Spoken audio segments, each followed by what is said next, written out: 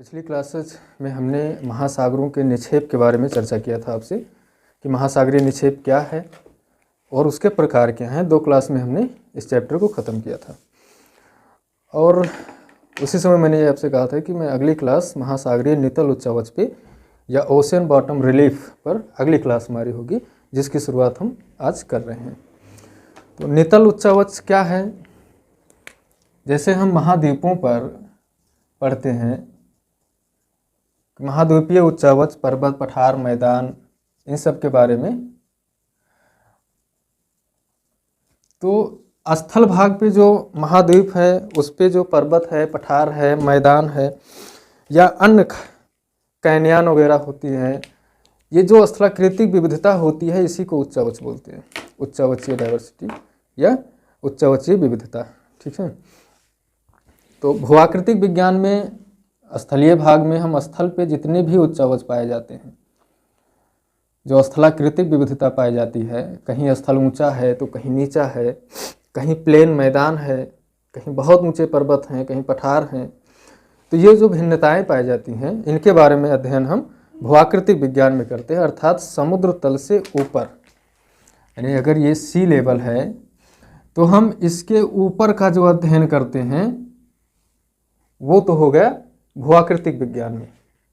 लेकिन जब हम सी लेवल के नीचे जाते हैं, ये अध्ययन जो हम करते हैं ये क्या है? ये समुद्र विज्ञान के उच्चावच हैं, ठीक है। और ये स्थलीय, ये सी लेवल। स्थल के सबसे ऊंचा बिंदु क्या है? Mount Everest. हम वहां तक का अध्ययन करते हैं स्थलीय भाग में। माउंट एवरेस्ट अर्थात जो हाइट है, ये माउंट एवरेस्ट की कितना 8,850 मीटर हम पढ़ते हैं, ठीक है। और जो समुद्रों का सबसे गहरा बिंदु है, भाई समुद्र में हम सी लेवल से ही गहराई नापेंगे और सी लेवल से ही ऊंचाई नापेंगे। तो जब हम इस पर्वत की ऊंचाई माप रहे हैं तो ये सी लेवल से ऐसे जाते हैं और देखते हैं कि सबसे ऊंचा बिंदु जो है स्थल पे वह है माउंट एवरेस्ट का। लेकिन जब हम समुद्रों में जाएंगे तो भी सी लेवल से ही तो समुद्रों में जाएंगे, और सी लेवल से हम जब गहरे समुद्रों में जाते हैं तो मौरियाना गर्त मिलती है जिसकी गहराई कितनी है? 11,033 मीटर, ठीक है। तो ये हमारे अध्ययन का तरीका होगा। जब भी हम कभी ये देखेंगे कि महासागरों के नीचे नितल पर जो भी स्थलाकृतियां पाई जाएंगी उनकी गहराई हम देखेंगे। स्थल पे हम ऊंचाई देखते हैं और सागर में हम गहराई पे बात करेंगे, ठीक है। तो अगर ये बात हो कि 200 मीटर या 400 मीटर, तो 400 मीटर ऊंचा नहीं है, बल्कि 400 मीटर सी लेवल से नीचे की चीज़ें हैं, गहरा है, उसका अध्ययन हम करेंगे। तो इस चीज़ का विशेष ध्यान रखिएगा कि जब सी लेवल से हम कोई भी चीज़ स्थलाकृति बोले कि इतना 400 मीटर या 2000 मीटर, तो 2000 मीटर गहरा है वो, यानी हम सी लेवल से नापेंगे तो 2000 मीटर गहराई पे वो स्थलाकृति पाई जाएगी। तो जैसे स्थल पे उभार है, पठार हैं, स्थलीय भाग पे पर्वत हैं, वैसे सागर में भी पर्वत होते हैं, मैदान होते हैं, पठार होते हैं। महासागरों के नितल पर उनका हम अध्ययन करेंगे। फर्क सिर्फ इतना है कि महाद्वीप खुले हैं, स्थल भाग पे खुला हुआ है, और महासागरों में जल भर गया, जल से वो सारे के सारे उच्चावच क्या हैं? ढके हुए हैं। जो बॉटम रिलीफ है वो जल से ढका हुआ है, तो हम उसका अध्ययन करते हैं। इसमें देखते हैं कि जब किसी तट से हम महासागरों में उतरते हैं, कोई किनारा ले लीजिए, मान लीजिए अटलांटिक में हम जाना है और उत्तरी अमेरिका का ये बिंदु है, ये उत्तरी अमेरिका है, ठीक है। ये उत्तरी अमेरिका महाद्वीप से हम अटलांटिक महासागर को पार करके कहाँ पहुंचेंगे? तो अगर हम पूरब की ओर चलेंगे तो पहुंचेंगे कहाँ पे? यूरोप के पश्चिमी साइड में पहुंचेंगे, ठीक है। ऐसी ही कुछ संरचना हम बना रहे एक मॉडल के तौर पे जो आपको समझा सके, ठीक। क्योंकि इसी में हमको ये भी देखना है कि द्वीप वगैरह क्या होते हैं। तो जब एक मॉडल बनाया जाएगा तो इसमें हम कोशिश करेंगे, ये मान लीजिए यहाँ से अटलांटिक महासागर है, ये पानी जो है इसका वो सी लेवल है ये,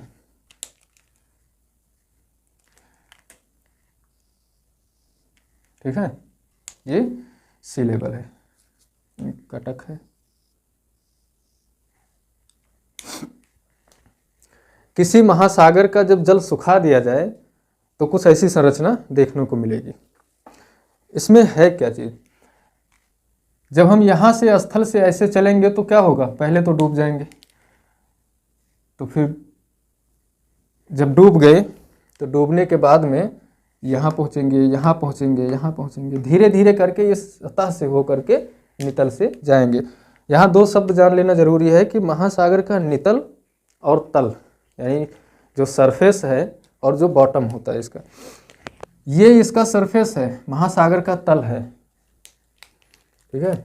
ये क्या है, ये सी लेवल, और ये जो है ये इसका नितल है, और इसी पे जो उच्चावची विविधता पाई जाती है उसी का अध्ययन हमें इस चैप्टर में करना है।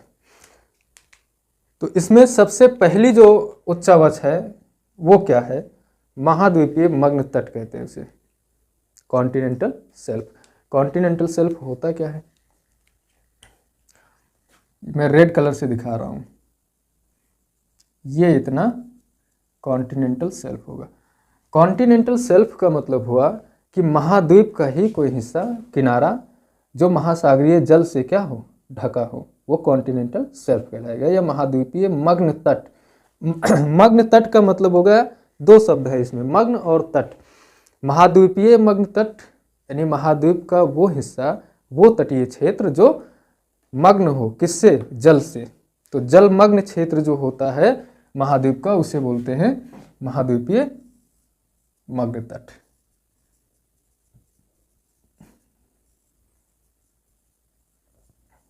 महाद्वीपीय मग्न तट ये है, रेड कलर, ब्लैक कलर वाला, यहां तक, ठीक है। यानी महाद्वीप का वो हिस्सा जो जल से ढका हो, महाद्वीपीय मग्न तट कहलाता है। इसकी गहराई सी लेवल से कितना मिलती है, तो लगभग 120 से 180 मीटर इसकी गहराई हमें प्राप्त होती है सी लेवल से, ठीक है। तो 120 से 180 मीटर गहराई तक महाद्वीपीय मग्न तट पाया जाता है। अब देखेंगे कि इसका ढाल जो है वो बहुत सामान्य ढाल है, बहुत तीव्र ढाल नहीं है, बहुत नॉर्मल है। 1 से 3 डिग्री इसका ढाल है, 1 डिग्री से 3 डिग्री तक ढाल। अब 1 से 3 डिग्री ढाल यहाँ पे क्यों बताया जा रहा है, वो इसलिए कि जो मग्न तट होता है हर महासागर का हर जगह पे एक समान नहीं होता है। हो सकता है कि कहीं पे ढाल थोड़ा सा ज़्यादा हो तो कहीं पे उथला हो एकदम से। ये महासागर है, जैसी तट की बनावट हो या जैसी उसकी चट्टान हो या जिस तरह की विवर्तनिकी घटनाएं घटी हो। पता लगा कि किसी तटीय क्षेत्र पे ही कोई प्लेट क्रैक की है, वहाँ पे भ्रंशन हो गया, तो यहीं पे अगर भ्रंशन हो जाए तो ये घड़ी कगार बन जाएगा, तो यहाँ पे मग्न तट बहुत थोड़ा सा बचेगा। तो ये ढाल जो होता है उसमें वेरिएशन होता रहता है। इनकी चौड़ाई कितनी होती है, लगभग 48 किलोमीटर, यहाँ सब औसत है, ठीक है। चौड़ाई लगभग 48 किलोमीटर तक होती है, यानी तट से आप महासागरों में लगभग 48 किलोमीटर तक आप चले जाइए तो मग्न तट मिलेगा। उसके बाद में बात आती है कि ये जो मग्न तट है ये दुनिया के जितने महासागर हैं उन सब का कितना क्षेत्रफल ये कवर करते हैं, तो 8.6% ऑफ ओशियंस इनका क्षेत्रफल है।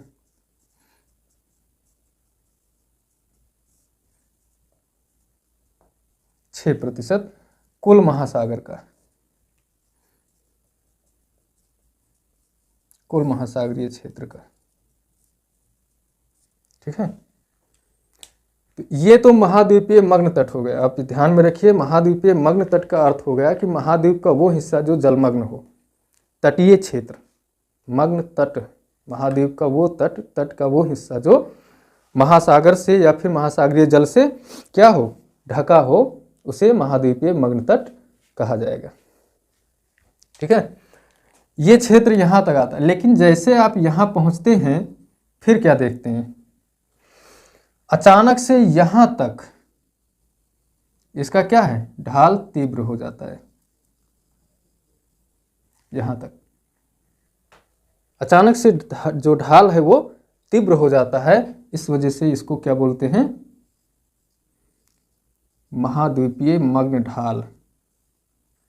अब फिर ये बात आई कि मग्न ढाल, मग्न का मतलब हो गया जलमग्न, ढाल का मतलब हो गया कि ये महाद्वीपीय ढाल, महाद्वीप का वो हिस्सा जो बहुत तीव्र ढाल के रूप में पाया जाता है उसे, और जल से चूंकि घिरा हुआ क्षेत्र है, जल इस पे है, महासागरों का जल पहुंच गया है, तो महासागरीय जल से ढका हुआ महाद्वीप का वो हिस्सा जो तीव्र ढाल हो जिसका, उसे महाद्वीपीय मग्न ढाल बोलते हैं। यानी जलमग्न क्षेत्र जो है उसे क्या बोलेंगे, महाद्वीपीय मग्न ढाल। अब इसकी गहराई क्या है, देखिए अब ये चूंकि यहां से शुरू हुआ है यहां तक आ रहा है, तो इसकी गहराई तो अत्यधिक होगी, तो इसकी गहराई लगभग में 2000 मीटर तक होती है। 2000 मीटर औसत गहराई होती है। कहीं पे ये गहराई मग्न ढाल जरूरी नहीं है कि 2000 मीटर तक ही हो सकता है कि कहीं पे थोड़ा सा कम हो या कहीं पे थोड़ा सा और ज़्यादा हो, लेकिन जो औसत गहराई है यहाँ पे हम आपको वो बता रहे हैं। ढाल जो होता है चूंकि बहुत तीव्र ढाल है, आप देख ही रहे हैं, तो इसका ढाल जो है वो 5 डिग्री से अधिक होता है, 5 डिग्री से अधिक ढाल होता है। ठीक है, ये चीज आप ध्यान रखिएगा। क्षेत्रफल, चौड़ाई तो इसकी बहुत कम होगी, कुछ विशेष चौड़ाई नहीं मिलती है क्योंकि ढाल ही एक कगार की तरह है। इसका जो क्षेत्रफल है सभी महासागरों का लगभग में 8.5% क्षेत्रफल पर ये पाया जाता है, कुल महासागरीय क्षेत्रफल का।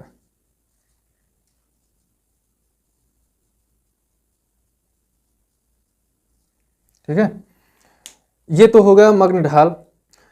अब जब मग्न ढाल से आप थोड़ा सा और नीचे आते हैं और आगे बढ़ते हैं और मग्न ढाल जब आपका खत्म होता है तो आप नीचे आते हैं, तो यहाँ पर क्या देखते हैं, एक गहरी खाई मिलती है आपको। ठीक है, एक गहरी खाई मिलती है और इस खाई को यहाँ से यहाँ तक, इस पूरे को क्या बोलते हैं, ट्रेंच।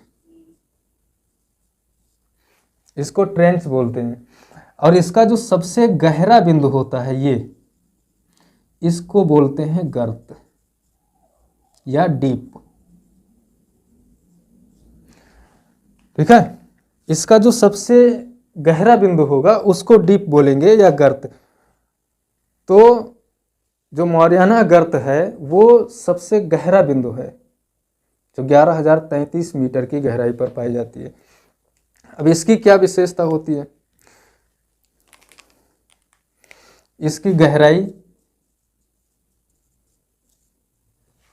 कितना किलोमीटर पाई जाएगी, लगभग 6000 मीटर इसकी गहराई होती है। और क्षेत्रफल सभी महासागरों का 6000 मीटर गहराई, और जो क्षेत्रफल है वो सभी महासागरों का लगभग 7% क्षेत्रफल ट्रेंच कवर करते हैं। और सभी महासागरों में मैदानी क्षेत्र में, यानी जो समतल हिस्सा होता है वहाँ पे ये गहराई जो होती है, ट्रेंच जो होती है, वहीं पे पाई जाती है। आमतौर पे ट्रेंच का निर्माण कैसे महासागरों में होता है, वो प्लेटों के क्रैक के कारण जो भ्रंशन होती है उसी भ्रंशन को ट्रेंच कहा जाता है। ठीक है, स्थल भाग पे आप पढ़ते हैं कि महान भ्रंश घाटी अफ्रीका की, तो जो भ्रंश होता है वो प्लेट के क्रैक हो जाने से बनता है। तो वैसे महासागरीय प्लेट में जब कभी क्रैक होता है तो इस ट्रेंच का या गर्त का निर्माण होता है। ठीक है, एक साइड का आप इतना बना के नोट कर लीजिए क्योंकि स्पेस कम है। अब इसके बाद में आता है महासागरीय मैदान। ठीक है, महासागरीय मैदान क्या होता है, जैसे स्थल भाग पे आप देखते हैं कि समतल होता है, जो समतल क्षेत्र होता है उसे मैदान की संज्ञा दी गई है।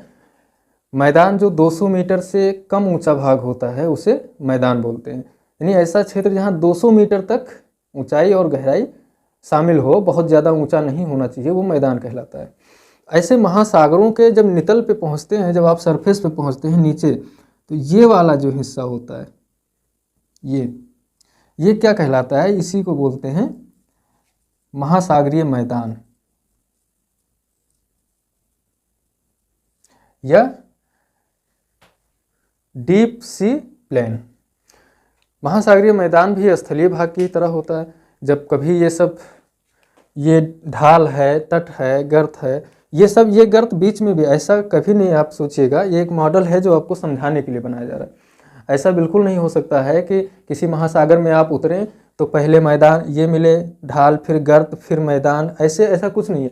ये एक मॉडल है जो इतने प्रकार की स्थलाकृतियाँ पाई जाती हैं उनको यहाँ पे बना दिया गया। अब ये एक समतल मैंने बनाया है कि ये एक समतल क्षेत्र है, ठीक है। इसमें अब इसको महासागर कहा जाएगा, लेकिन मैदान कहा जाएगा, लेकिन ये जरूरी नहीं है कि गर्त के बगल में ही हो सकता है कि गर्त के बगल में कोई उभार हो महासागर का और फिर ये मैदान हो। जैसे स्थल भाग पे एक पर्वत है, पर्वत के नीचे मैदान मिलता है, जैसे हिमालय के नीचे गंगा का मैदान है। फिर थोड़ा सा और दक्षिण में बढ़िए तो पठारी क्षेत्र मिलता है, फिर थोड़ा सा और दक्षिण में बढ़िए तो मैदान मिलता है। तो इस तरह की जो विविधताएं हैं वही महासागरों में है। एक मॉडल है जो स्थलाकृतियां हैं उनकी पहचान आप कैसे करेंगे, वो किस प्रकार की होती हैं और कितनी गहराई पे लगभग पाए जाते हैं।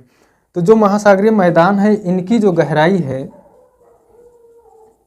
इनकी गहराई 3000 से 6000 मीटर तक होती है और इनका जो क्षेत्रफल है वो लगभग 75% के आसपास सभी महासागरों का 75 से 76 या 75.9% इनका क्षेत्रफल है। यानी जितने महासागर हैं उन सभी महासागरों का जो मैदान होता है वो 75.9% के आसपास पाया जाता है। अर्थात समुद्रों में सबसे ज़्यादा महासागरीय मैदान का ही क्षेत्र है।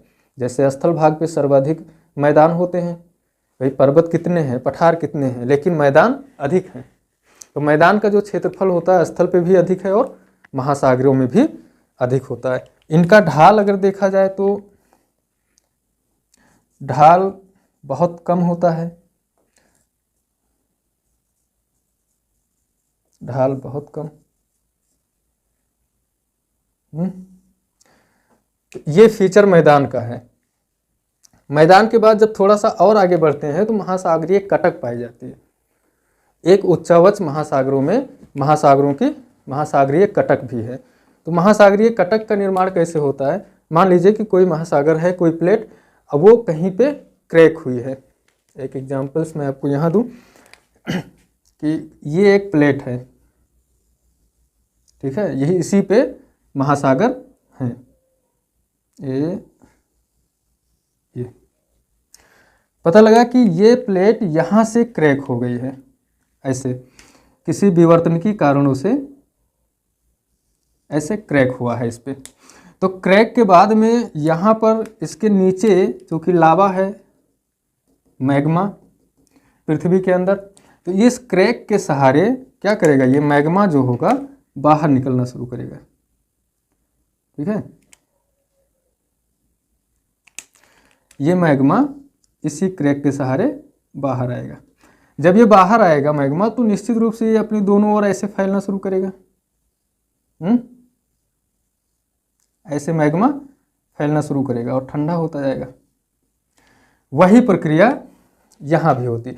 आप देखेंगे कि बीच में इसके एक क्या बन रहा है, एक घाटी बन रही है, यहाँ पे एक घाटी बन रही है और दोनों तरफ एक उभार बन रहा है। ये वही महासागरों में भी होता है कटक के लिए।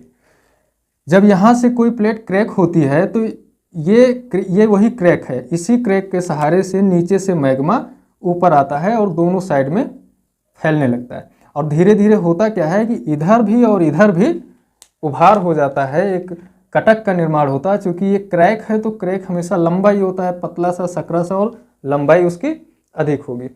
तो इसी के सहारे मैग्मा निकल के इधर भी जा रहा है और इधर भी आ रहा है। तो ये धीरे धीरे क्या हो रहा है, महासागरों में ऊपर की तरफ यानी सतह की ओर आगे बढ़ रहा है।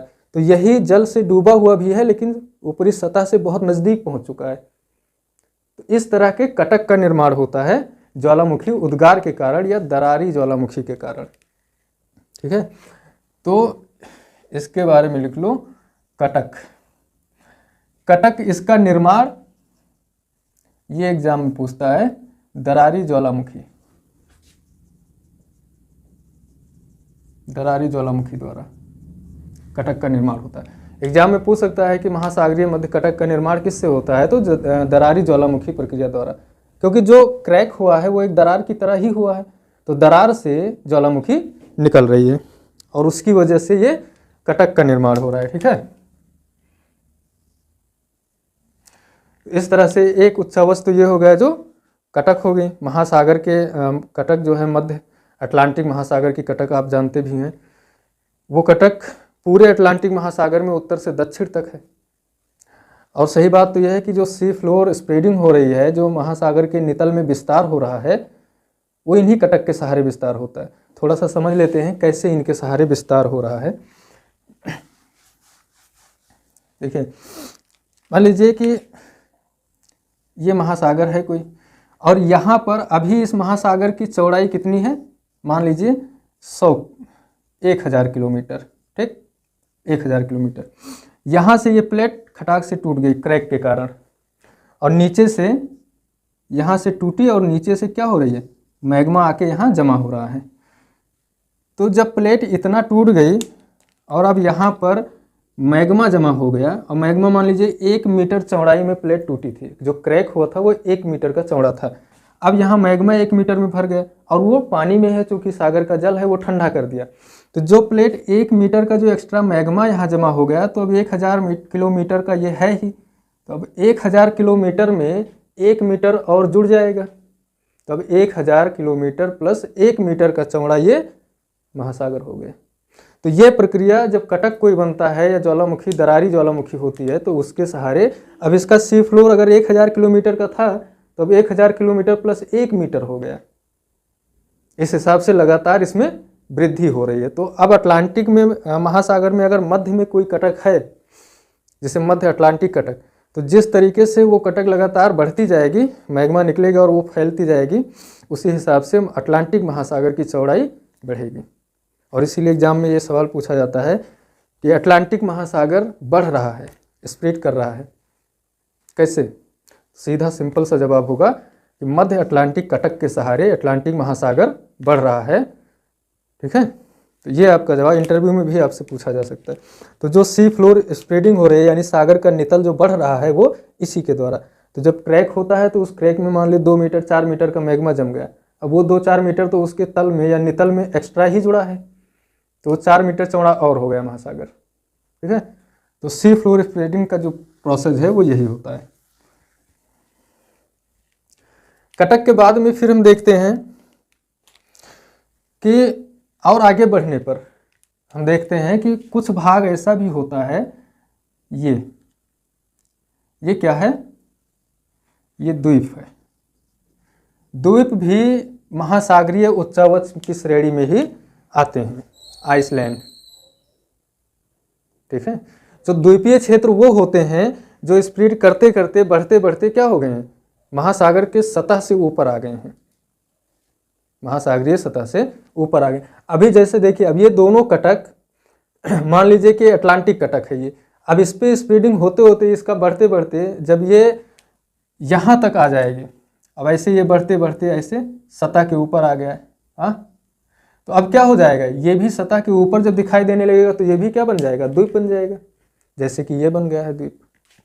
तो आगे चल करके इसका जो संरचना होगी वो द्वीपीय संरचना होगी या द्वीपीय चाप होगा। मान लीजिए कि मध्य अटलांटिक कटक पूरा सतह से ऊपर आ जाए, तो आप देखेंगे कि अटलांटिक महासागर के बीचों बीच में द्वीपों का एक लंबी श्रृंखला पाई जाएगी, हजारों लाखों द्वीप पाए जाएंगे, क्योंकि वो सतह के ऊपर आ जाएंगे। और जब तक नीचे हैं तब तक वो कटक हैं, और जब सतह से ऊपर आ जाएंगे, यानी जल की जो तल है, जल की जो सतह है, उससे जब ऊपर आएंगे तो वो द्वीप कहलाएंगे। ठीक है, तो एक प्रकार की उच्चावच कटक हो गया, और दूसरे प्रकार का उच्चावच एक और है, द्वीप हो गया। मग्न तट हमने देखा, मग्न ढाल देखा, महासागरीय मैदान देखा। और इन सबको देखने के बाद में देखते हैं कि कुछ और छोटे छोटे कटक पाए जाते हैं। ये कटक है और इसको बोलते हैं मध्य घाटी, मिड वैली। ठीक है, तो ये आप ध्यान में रखिएगा।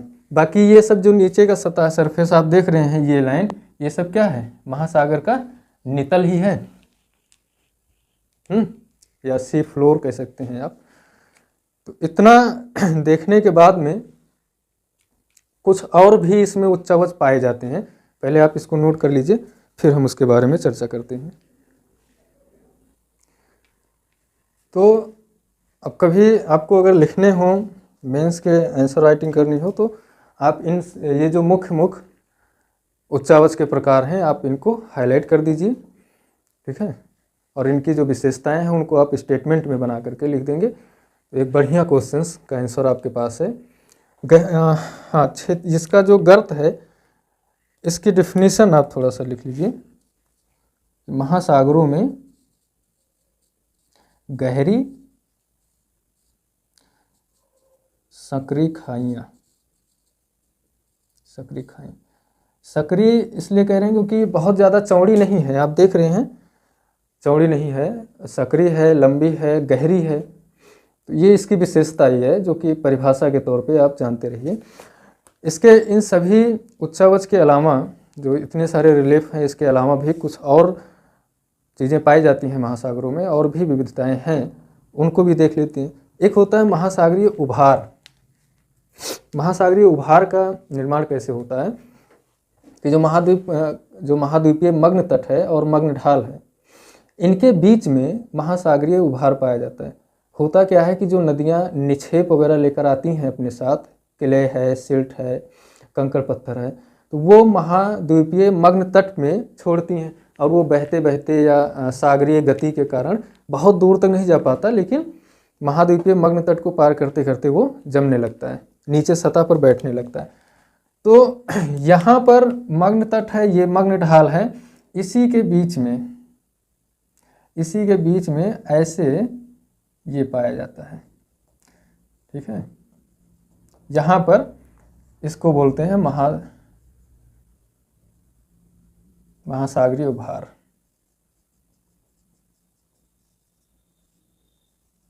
महासागरीय उभार, इसी को महासागरीय चबूतरा भी बोलते हैं। कभी ये शब्द भी लिख करके आ सकता है एग्जाम में, ठीक है, कि महासागरीय चबूतरा क्या है। कटक मैंने आपसे बताया ही, विश्व की सबसे लंबी कटक कौन सी है? मध्य अटलांटिक कटक, ध्यान रखिएगा। हालांकि जब मैं नितल उच्चावच में आऊँगा, अलग अलग महासागरों के उच्चावच भी आपसे डिस्कस करेंगे हम। ये तो हो गया कॉमन फीचर जो हर महासागरों में मिलता है, इसलिए मैंने इसको एक अलग क्लास में आपसे बात की है। लेकिन मैं अलग अलग महासागरों के नितल उच्चावच पे भी चर्चा करेंगे। तो जैसे गर्त है, बहुत सारे एग्जाम में आती है, कटक आते हैं, द्वीप आइलैंड हैं, वो सब भी एग्जाम में पूछे जाते हैं कि किस महासागर के हैं। तो अलग अलग महासागरों के भी हम देखेंगे। महासागरीय पहाड़ियाँ भी पाई जाती हैं। महासागरीय पहाड़ियाँ वगैरह जो भी पाई जाएंगी वो मैदान में पाई जाती हैं, ठीक है। तो महासागरीय पहाड़ियाँ होती क्या है? 1000 मीटर से अधिक ऊपर उठा हुआ भाग, ठीक है, जिसका शीर्ष नुकीला हो। ठीक वही परिभाषा जो स्थलीय भाग में होती है। तो जो महासागरीय पहाड़ियाँ होती हैं वो ऐसे पाई जाती हैं। ये मैदान है, मैदान पे ये पाई जाती हैं, ठीक है। पहाड़ियाँ हैं, ऊंचाई 1000 मीटर से प्लस में हो। शीर्ष कैसा है? नुकीला शीर्ष है। एक शब्द एग्जाम में आया हुआ है गुयाट। गुयाट क्या होता है? तो गुयाट जो होता है वो पहाड़ियों जैसा ही होता है महासागरों में, लेकिन उसका शीर्ष जो है वो नुकीला ना होकर के क्या होता है? चपटा होता है, सपाट होता है, ठीक है। तो मान लीजिए कि यहाँ पर मैं गुयाट बना रहा हूँ, ये है महासागरीय गुयाट, ठीक है। लिख लीजिए, पहाड़ियों जैसा ही होता है, लेकिन इनका शीर्ष क्या है? सपाट होता है। एग्जाम में आया हुआ प्रश्न है, ठीक है। इसे बोलते हैं महासागरीय गुयाट। तो यहाँ पे शीर्ष नुकीला है पहाड़ियों का, यहाँ पे इनका शीर्ष क्या है? सपाट है, ठीक है। तो यह विशेष ध्यान रखिएगा। द्वीप मैंने आपको बताया है कि चारों तरफ से जल से घिरा हुआ स्थलीय भूभाग द्वीप कहलाता है। प्रवाल भित्ति क्या होती है? वो भी निक्षेप है। प्रवाल भित्ति वाले चैप्टर में मैंने आपको बताया भी कि उससे एटॉल का निर्माण होता है, प्रवाल द्वीप का निर्माण होता है। तो वो प्रवाल जीव होता है जिसकी खोल से निर्मित होती है जो स्थलाकृति, उसको प्रवाल भित्ति कहते हैं। ये महासागरीय क्षेत्रों में, तटीय क्षेत्रों में दीवार नुमा संरचना बनाती हैं, जैसे ग्रेट बैरियर रीफ है ऑस्ट्रेलिया के उत्तर पूर्व में। ठीक है, तो ये सब हैं कुछ स्थलाकृतियाँ जो महासागरीय जल में पाई जाती हैं, महासागरीय क्षेत्रों में पाई जाती हैं। आपने इनको देखा। अब हम अगली क्लास में इनके अलग अलग महासागरों के नितल उच्चावच पे डिस्कस करेंगे आपसे। ठीक है, एक महाद्वीपीय जो महाद्वीप और महासागरों के जो मिलन क्षेत्र होता है, जो मग्न तट कह सकते हैं, जहाँ पे महाद्वीप की विशेषता है और महासागरों की भी, ये महाद्वीप का स्थल है और महासागरों का जल मिलकर के इस क्षेत्र का निर्माण करते हैं। तो कुछ क्वेश्चंस आते हैं इस पे इंटरव्यू और प्रीलिम्स एग्जाम को लेकर के, कि जैसे अधिकतम मत्स्यन कहाँ पाया जाएगा इसमें, मग्न तट पे या मग्न ढाल पे या पहाड़ी वाले क्षेत्र में या गर्त में या फिर मैदान में या फिर कटक के सहारे या फिर द्वीप के सहारे, सबसे ज़्यादा मत्स्यन कहाँ पाया जाएगा। तो मत्स्यन का जो सबसे बड़ा क्षेत्र होगा वो महाद्वीपीय मग्न तट होगा। स्पेस इसको आप नोट कर लीजिए, तो फिर मैं इसको लिख देता हूँ, 3-4 क्वेश्चन है।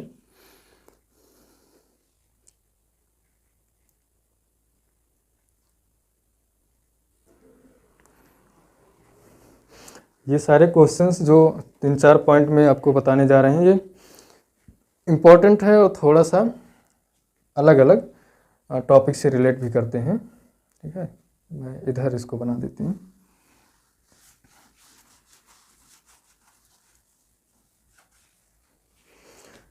पहला है अधिकतम मत्स्यन का क्षेत्र कहाँ होगा।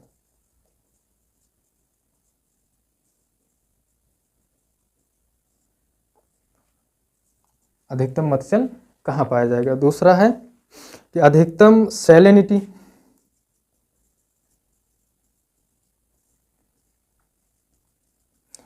अधिकतम सैलिनिटी। तीसरा है अधिकतम प्रदूषण कहाँ पे होगा, किस क्षेत्र में।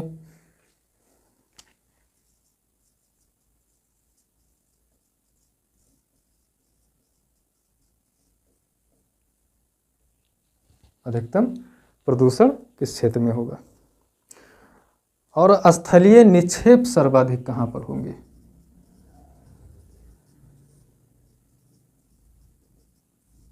स्थलीय निक्षेप सर्वाधिक।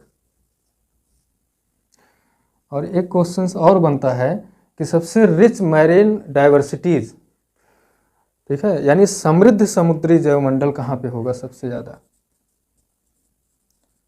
समृद्ध समुद्री जैवमंडल,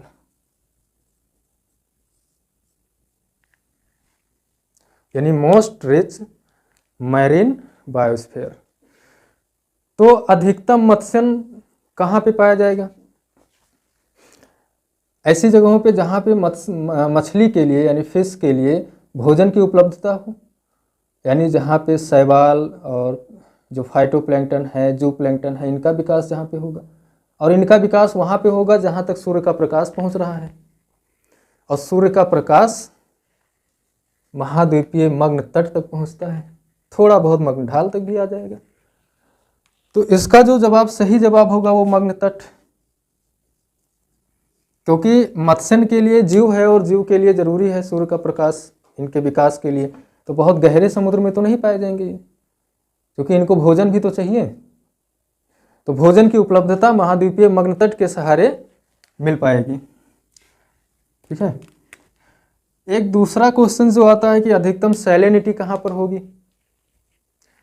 सैलिनिटी का मतलब जो महासागरीय जल का जो खारापन है वो, तो आपको मैंने खारापन वाले चैप्टर में ये बात बहुत अच्छे से बताई है कि अधिकतम खारापन समुद्र के नितल पे पाया जाएगा, यानी महासागरीय मैदान का क्षेत्र जो है यहाँ पर खारापन होगा सर्वाधिक।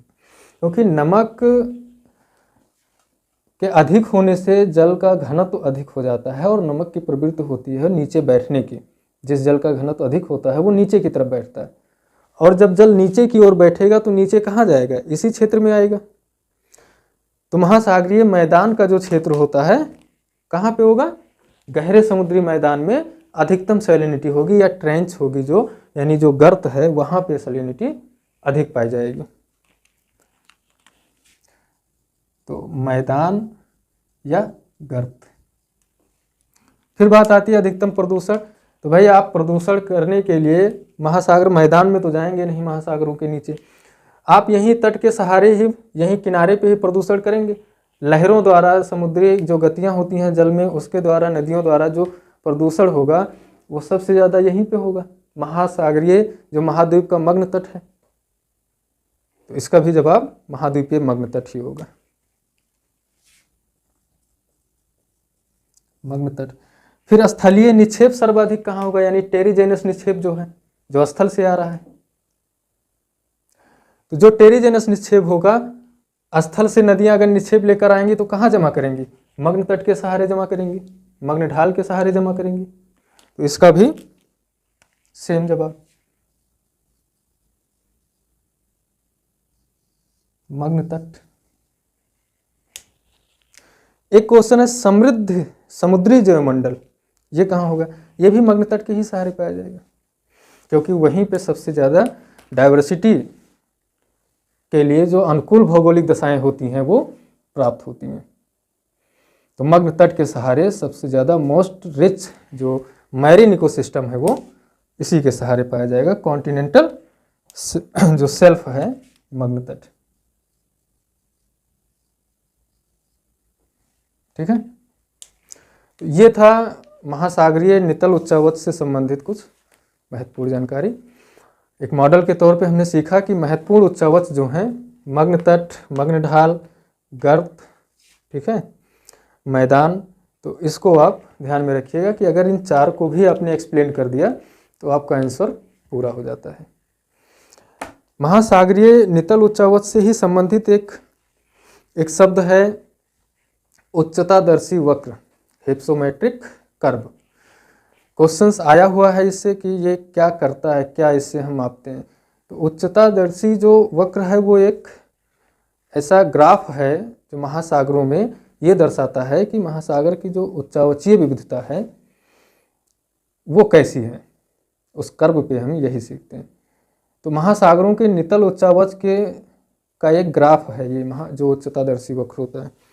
इसको आप एक शब्द में लिख सकते हैं, उच्चतादर्शी वक्र। ठीक है,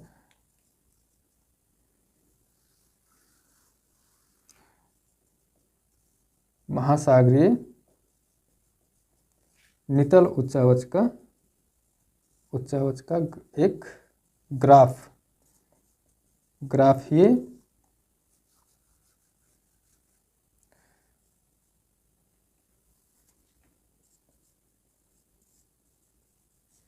महासागरीय नितल उच्चावच का एक ग्राफ है जिसे उच्चतादर्शी वक्र के नाम से जानते हैं, हिप्सोमेट्रिक कर्व। एग्जाम में ये पूछता है कि ये किससे संबंधित है, उच्चतादर्शी वक्र किससे संबंधित है, तो वो महासागरीय नितल उच्चावच का एक ग्राफीय प्रदर्शन करता है। ठीक है, इसके बारे में हम आपको एक चित्रात्मक जानकारी अगली क्लास में दे देंगे। फिलहाल आप इतना ध्यान रखिए कि उच्चतादर्शी वक्र महासागरीय नितल का जो उच्चावचीय विविधता है कि कितने प्रकार के उच्चावच पाए जाते हैं उसका प्रदर्शन करता है, उसका एक ग्राफ देता है हमें।